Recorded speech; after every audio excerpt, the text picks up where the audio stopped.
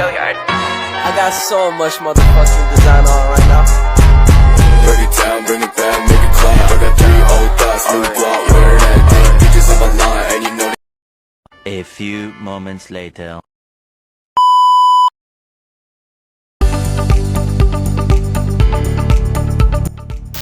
Assalamualaikum warahmatullahi wabarakatuh.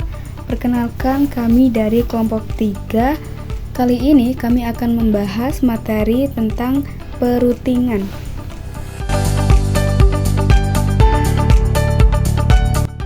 Yang pertama, kita akan membahas mengenai apa itu routing. Nah, berikut pengertian dari routing, yang dimana suatu router memforward paket data dari suatu network ke network lain yang dituju. Suatu router membuat keputusan berdasarkan IP address yang dituju oleh suatu paket. Selanjutnya, yang kedua yaitu fungsi dari routing.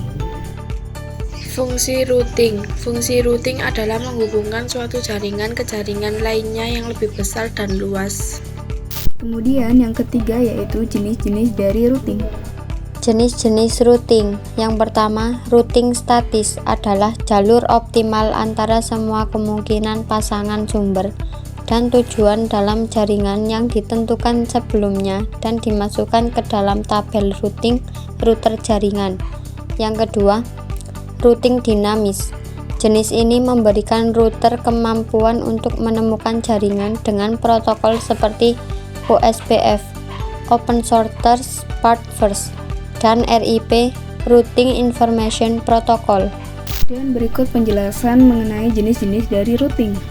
Perutaian dapat dibagi menjadi 2 kategori, statis dan dinamis. Dalam perutaian statis, semua rute diatur di router secara manual. Jadi, jika ada perubahan dalam jaringan, tidak akan ada perubahan dalam rute, kecuali ada yang mengoreksinya secara manual. Dalam perutaian dinamis, rute ditetapkan oleh perangkat lunak sesuai dengan keadaan jaringan saat ini.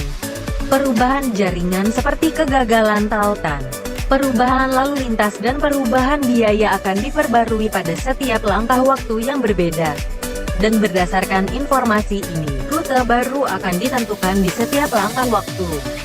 Perutaian dinamis lebih disukai daripada perutaian statis karena perute memperbarui diri mereka sendiri sesuai dengan perubahan apapun dalam jaringan. Yang terakhir adalah cara kerja dari routing. Cara kerja routing.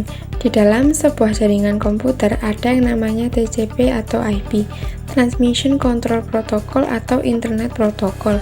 TCP atau IP berfungsi sebagai alamat pengiriman paket data agar bisa sampai ke alamat yang dituju atau host tujuan. Tugas TCP atau IP dibagi mulai dari mengirim paket data hingga menerima paket data dalam komputer. Berikut ini adalah penjelasan mengenai cara kerja routing. Perangkat Anda membentuk tulang punggung internet. Aliran data ini diatur untuk melakukan transfer data yang paling efisien.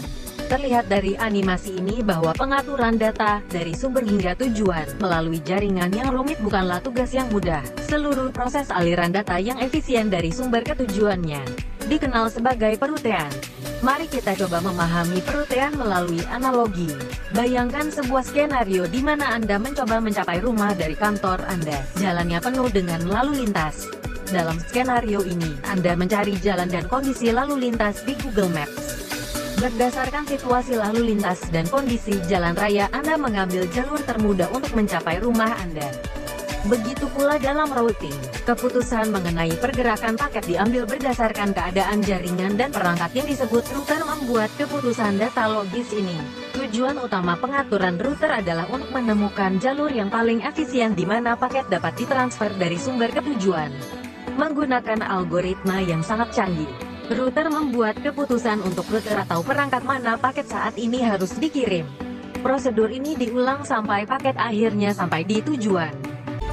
Itu tadi beberapa penjelasan mengenai materi routing dari kami.